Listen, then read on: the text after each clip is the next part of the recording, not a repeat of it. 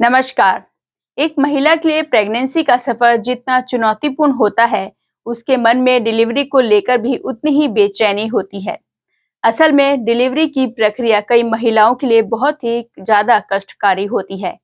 कई बार परिस्थितियां ऐसी भी हो जाती हैं कि महिलाओं की नॉर्मल डिलीवरी नहीं हो पाती है। ऐसे में सिजेरियन डिलीवरी की मदद ली जाती है। हालांकि ऐसा तभी किया जाता है जब कंडीशन बहुत ज़्यादा सीरियस हो। तो चलिए आज आप लोगों को डॉक्टर एस.एन. शर्मा जी से सिजेरियन ऑपरेशन किस कंडीशन में करवाना पड़ता है, इसके बारे में जानकारी प्राप्त कराते हैं। डॉक्टर सिजेरियन ऑपरेशन क्यों करते हैं? प्राय लोग ये सोचते हैं कि डॉक्टर ने ऑपरेशन कर दिया, तो ये मिथ्या मैं आपको बिल्कुल क्लियर कर दूं। कोई भी डॉक्टर जानबूझ के बिना किसी कारण के सिजेरियन ऑपरेशन नहीं करता है। उसके पीछे कोई न कोई कारण होता है। सिजेरियन सेक्शन इतना इजी जॉब नहीं है। उसके लिए ट्रेंड डिग्री होल्डर डॉक्टर चाहिए और सिजेरियन में कितने तरह के कॉम्प्लिकेशंस हो सकते हैं ये डॉक्टर को पता रहता है।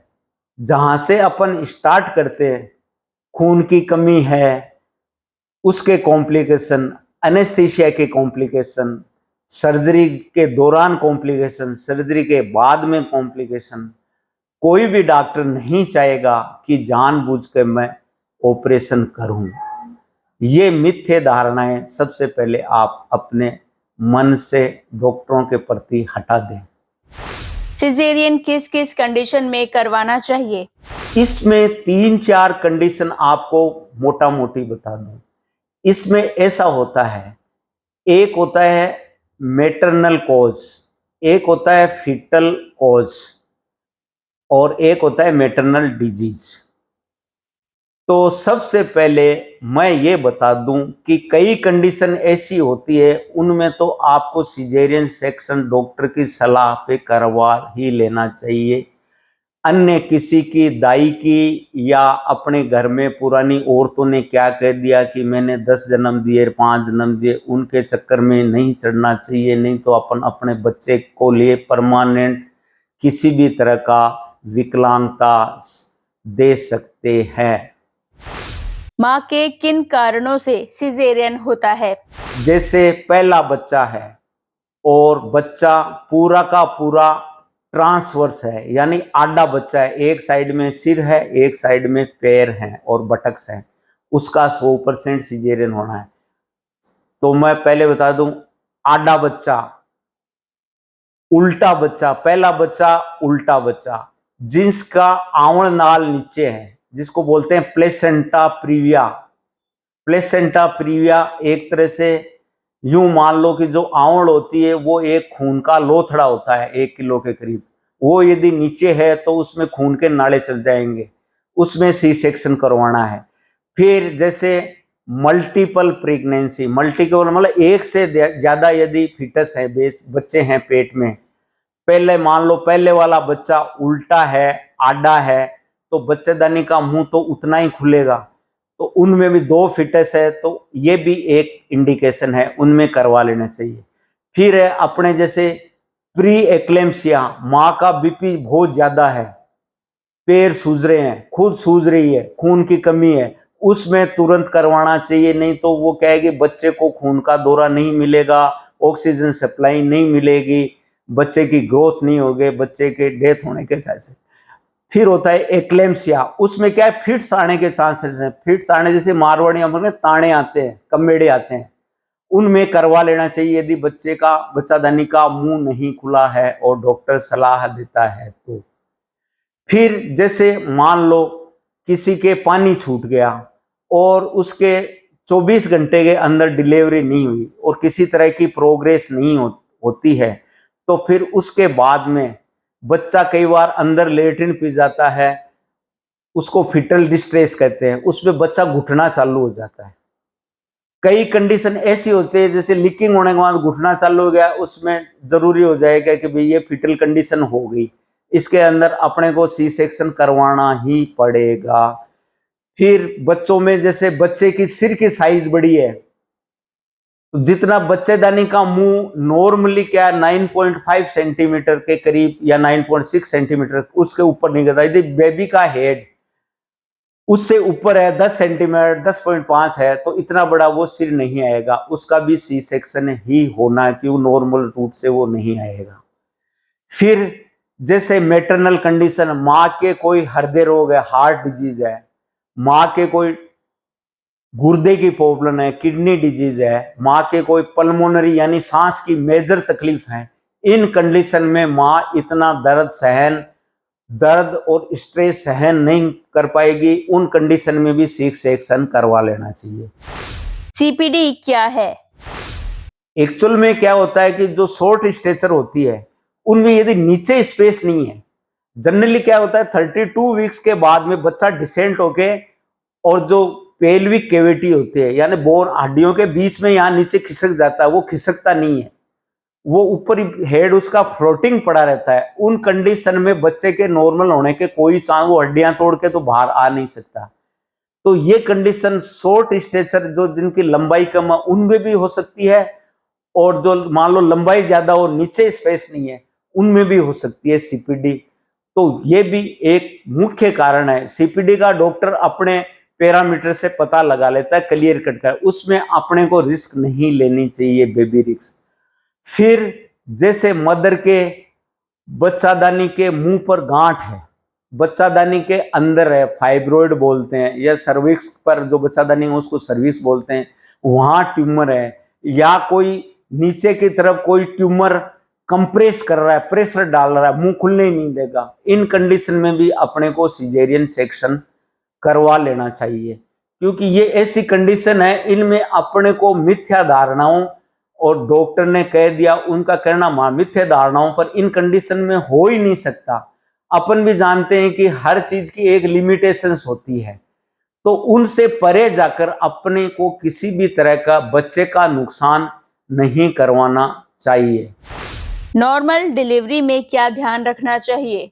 नॉर्मल डिलीवरी से भर्ती के लिए तो मैंने बता ही दिया 3 लक्षण आपको, कि एक तो लेबर पेन जो इंटरमिटेंट इंटरवल से आएंगे, लगातार नहीं आएंगे, पानी छूट जाए, बच्चे का मूवमेंट नहीं हो, समय पूरा हो जाए, इन कंडीशन में। अब नॉर्मल डिलीवरी में अपन क्या करते हैं कि जनरली हॉस्पिटल में जैसे एडमिट हो गए तो डॉक्टर अपने हिसाब से आपको मेडिकेशन कर देगा, स्टार्ट कर देगा कि बच्चादानी का कितना मुंह खुला है, क्या है, ठीक है ना। उसके वो अपने एक पार्टोग्राफ होता है उसमें बनाता है, इतना टाइम में इतना मुंह खुलना चाहिए, इतना बच्चा नीचे खिसकना चाहिए डिसेंट, और ये बच्चे की पोजीशन रहनी चाहिए। उसमें आप अपनी सलाह न देकर जैसे डॉक्टर कहे वैसे कर लेना चाहिए। और कई औरतें मैंने देखा है नॉर्मल डिलीवरी से वार्ड में उसके सिर पे, वो पेट के ऊपर पूरे टाइम हाथ लगाए बैठी रहती है, दाई ये धक्के देती रहती, उससे क्या हो जाएगा? धक्के देने से जब मुंह ही नहीं खुला तो क्या नॉर्मल डिलीवरी हो जाएगी?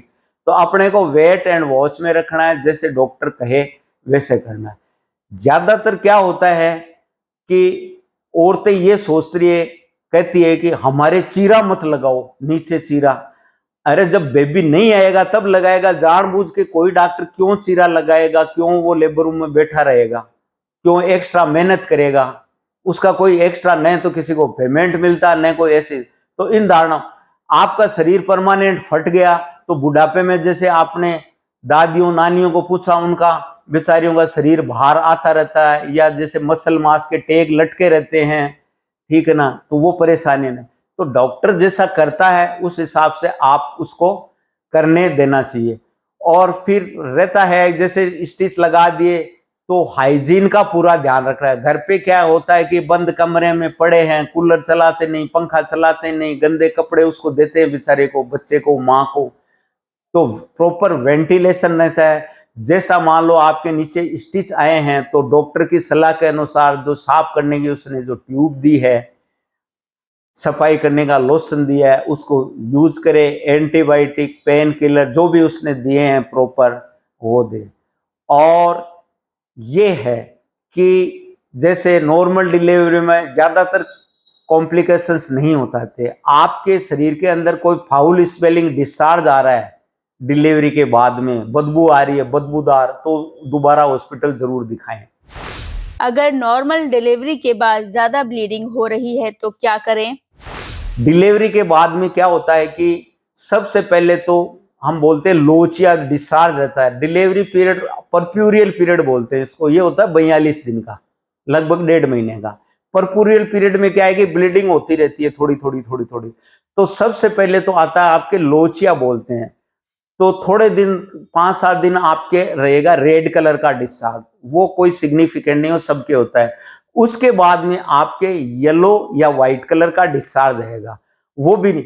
येलो और व्हाइट कलर के डिस्चार्ज में यदि बदबू आ रही है, गंदी तरह की स्मेल आ रही है, तो आपको जरूर दिखाना चाहिए। या आपको जैसे डिलीवरी के बाद में भी यदि आपके ब्लीडिंग बहुत ज्यादा हो रही है, क्लॉट पासेस हो रहे हैं, आपको 3-4 की बजाय 10-10 पेड लेने पड़ रहे हैं, तो जरूर दिखाएं। कई बार क्या होता है कि प्लेसेंटा यानी आंवल के कुछ अंश या कोई मेम्ब्रेन, आंवल के ऊपर एक झिल्ली होती है, वो बहुत पतली होती है, वो कई बार बच्चादानी से सेपरेट नहीं, चिपकी रहती है, क्योंकि बच्चादानी डिलीवरी होते ही बच्चादानी सिकुड़ जाती है, अपने जो अम्बलाइकस होती है जिसको सुंडी बोले, उस लेवल तक आ जाती है डिलीवरी जस्ट होते ही। तो कई बार वो पीछे चिपके रहते हैं, उसकी वजह से क्या है कि ब्लीडिंग लगातार ज्यादा होती रहती है। तो इसको बिल्कुल भी इग्नोर नहीं करना चाहिए।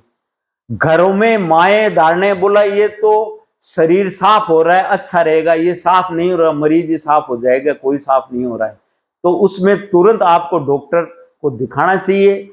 और आज के जमाने में खूब सारी सुविधाएं, सोनोग्राफी आप कराओगे तो उसमें पता लग जाएगा कि रूटीन ये ब्लड क्लॉट है या मेम्ब्रेन या आंवड़ का पीस है, जो भी है वो आ जाएगा। 1.5 महीने तक गर्भवती महिला को प्रॉपर हाइजीन रखना बहुत जरूरी है, और मदर को बहुत अच्छी डाइट दें, दूध खूब दें, दलिया दें, ड्राई फ्रूट दें, ठीक है ना। अब लोग कहते हैं दूध नहीं आ रहा, दूध नहीं आ रहा, इस कारण के प्रॉपर उसको डाइट दे ही नहीं रही है। आप एक ही वेराइटी के है, अपने क्या है बस घी खिला दो, तो घी सफिशिएंट नहीं है। न तो आज के जमाने में इतना कोई लेडीज काम करती है कि वो पचा पाती है, तो बस उसको सुबह भी घी, दोपहर में भी घी, शाम को हर प्रोडक्ट घी का देते हैं, हलवा खिलाएंगे, लड्डू खिलाएंगे। तो आप घी, मैं ये कह रहा घी मत खिलाओ, पर वो उचित मात्रा में ही खिलाओ। बाकी आप फ्रूट्स हैं, ड्राई फ्रूट्स है, ठीक है ना, वो ज्यादा खिलाएं। और जिन गर्भवती महिलाओं को जैसे डिलीवरी हो गई कि दूध नहीं आ रहा डॉक्टर साहब, ये आज के जमाने में बहुत कॉमन कंप्लेंट होती है लेडीज की नॉर्मल डिलीवरी के बाद में। दूध क्या होता है कि दूध जब आएगा माँ मैक्सिमम फीड कराएगी उसको। माँ जितना बच्चे को दूध लगाए रखेगी, उससे क्या है कि पहली बात तो बच्चा शक करने सीखेगा। वो माँ के पेट में तो दूध पीना सीख के आया नहीं, वो शक करना सीखेगा। वो शक करेगा तो माँ के क्या होता है कि एक ऑक्सीटोसिन हार्मोन होता है, वो रिलीज होएगा, उससे दूध बनता है। तो वो हार्मोन रिलीज होएगा तो माँ और बच्चे का आंचल में दूध का कांटेक्ट मैक्सिमम होना चाहिए। और फिर कई बार मैंने ये देखा है कि लेडीज इतना इग्नोर करती है कि ब्रेस्ट, बच्चा दूध पी रहा है, वो सो गया या मदर सो गई तो वो सोया का सोया रह जाता है। ये कंप्लेंट बहुत आती है। ये इसलिए आता है कि बच्चा माँ के ब्रेस्ट से दब जाता है। और या क्या होता है कि जैसे बच्चे ने आपके दूध पिया कि डॉक्टर साहब दूध पिया, और वो तो पता ही नहीं 4-5 घंटे बाद में वो तो सडन खत्म हो गया। तो बच्चे को दूध पिलाने के बाद में बच्चे को कंधे के लगा के पीठ थपथपानी चाहिए। इन बातों का गर्भ जो जो डिलीवर हो रही है महिलाएं पूरा पूरा ध्यान रखें। डिलीवरी के बाद एक माँ को किस तरह का खान पान देना चाहिए?